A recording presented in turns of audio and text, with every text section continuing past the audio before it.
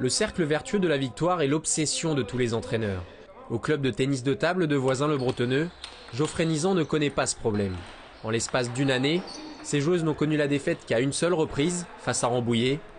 Un bilan quasi parfait accompagné de 2 montées successives historiques qui ne leur donnent pas pour autant la grosse tête.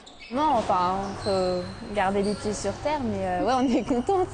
Non, non, on se sent pas invincible. Quand on a commencé, on était en pré-national.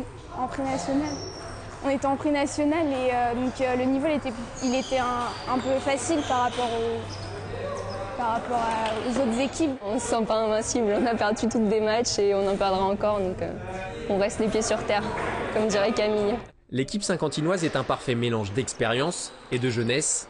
Entre la capitaine Salomé Laporta, 27 ans, ancienne joueuse d'Elancourt, habituée des championnats nationaux, et la précoce Camille Poncen, 15 ans, il y a 13 années, et des dizaines de matchs. Les filles de Geoffrey Nizan jouent dans le bon tempo, mais leur entraîneur se doit d'être de plus en plus exigeant.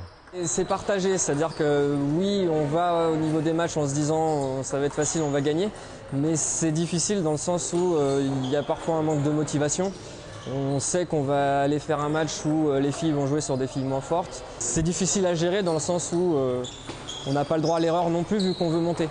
Cette réussite est symbolisée par Bérengère Lé, surnommée la bûcheronne pour son jeu de frappe. En 1 an et demi, elle a gagné presque 500 points de classement.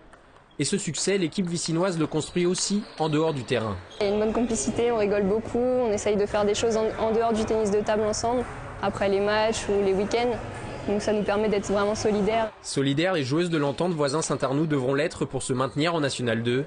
Premier match à Poitiers le 19 janvier.